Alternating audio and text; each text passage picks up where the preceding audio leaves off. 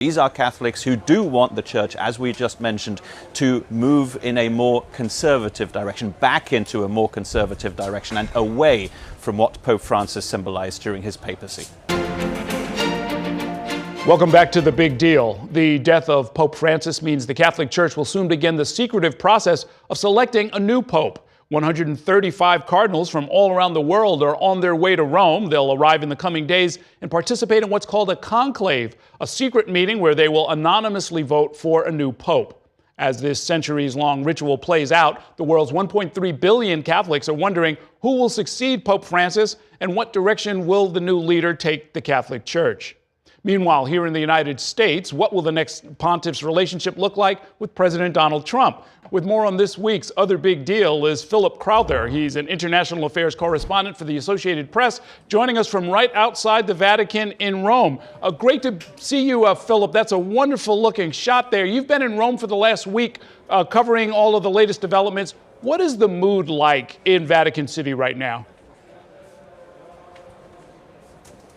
Well, look, of course it's going to be relatively somber, but I think it hasn't been all that sad altogether, as strange as it sounds. I think most of the people who have been lining up to go to see the Pope while he's been lying in the state say that it isn't the saddest thing in the world to see him at peace, essentially. These are, of course, people who saw the pictures of the Pope suffering quite a bit towards the end of his life. His last public appearance was here in St. Peter's Square, and he didn't look in good health on Easter Sunday. So I think what we've seen here over the last few days and during the funeral as well was a celebration of the Pope's life by those many pilgrims who decided to come here to the Vatican. As we consider the future of the Church, it's often measured in decades, if not centuries.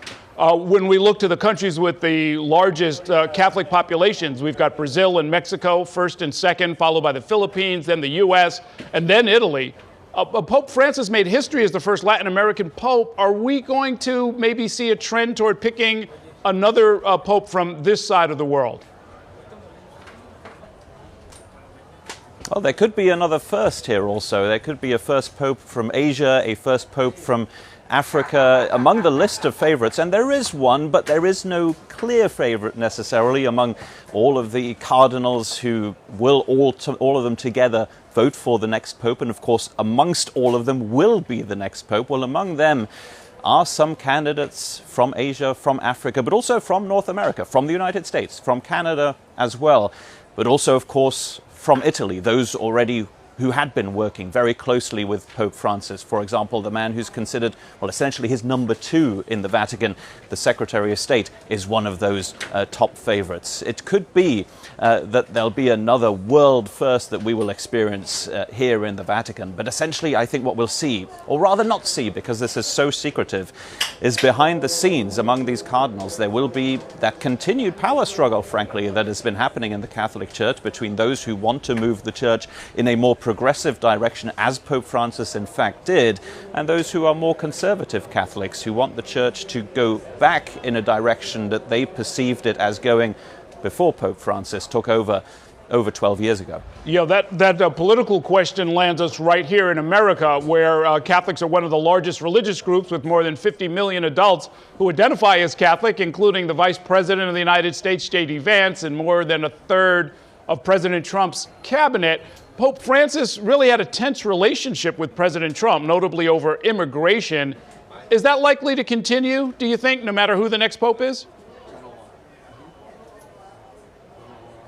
Well, most of the relationships that President Trump has are at least contentious at one moment or another, aren't they? And even with Pope Francis, they were. In fact, almost a war of words, you could say, between them at one point about how President Trump dealt with immigrants. And so that is something that could continue, depending on who the next pope will actually be. A very contentious relationship, this one.